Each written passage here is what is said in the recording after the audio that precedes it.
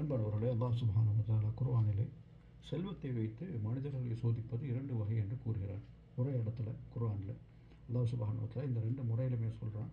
முதலாவது ஆயத்தில் அல்லாஹ் சுப்ஹானஹு வ தஆலா சொல்கிறான், ஃபஅம்மல் இன்சானு, அதாவது மனிதன், இதா முப்தலாஹு ரப்புஹு, அல்லாஹ் அவனுடைய ரப்பு அவனை சோதித்தால், ஃபஅக்ரமஹு வ நஅமஹு, எப்படி சோதிக்கிறான்? அல்லாஹ் சுப்ஹானஹு வ தஆலா அவனை கண்ணியப்படுத்தி, வ நஅமஹு, அவனுக்கு பல அருள்களை கொடுத்து அல்லாஹ் சோதிக்கிறான்.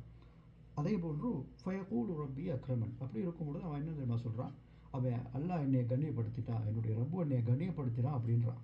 ரெண்டாவது அல்லாஹ் சுப்ஹானஹு வ தஆலா தொடராக கூறும்பொழுது மறுபடியும் கூறுகிறான், அம்மா இதா மபுத்தலாஹு, அதே போன்று அல்லாஹ் சுப்ஹானஹு வ தஆலா அவனுடைய ரப்பு அவனை சோதித்து, ஃபகதர அலைஹி ரிஸ்கஹு, அவனுடைய ரிஸ்கை அல்லாஹ் சுப்ஹானஹு வ தஆலா அப்படியே இறுக்கிவிட்டான் என்றால், அல்லாஹ் சுப்ஹானஹு வ தஆலா அவனுடைய ரிஸ்கை அப்படியே கொஞ்சம் இறுக்கிவிட்டான் என்றால், ஃபயகூல் ரப்பி அஹானன், அவன் கூறுகிறான், ஃபயகூல் ரப்பி அஹானன், அவன் கூறுகிறான் என்னுடைய ரப்பு என்னை இழிவுபடுத்திட்டான். இப்போ கண்ணியவான்களே, ஒரே செல்வம் அல்லாஹ் சுப்ஹானஹு வ தஆலா 2 விதமான சோதனையும் சொல்கிறான். சிலருக்கு அல்லாஹ் சுப்ஹானஹு வ தஆலா கொடுத்து சோதிக்கிறான். நீ இதை ஒழுங்காக பாவிக்கிறியா?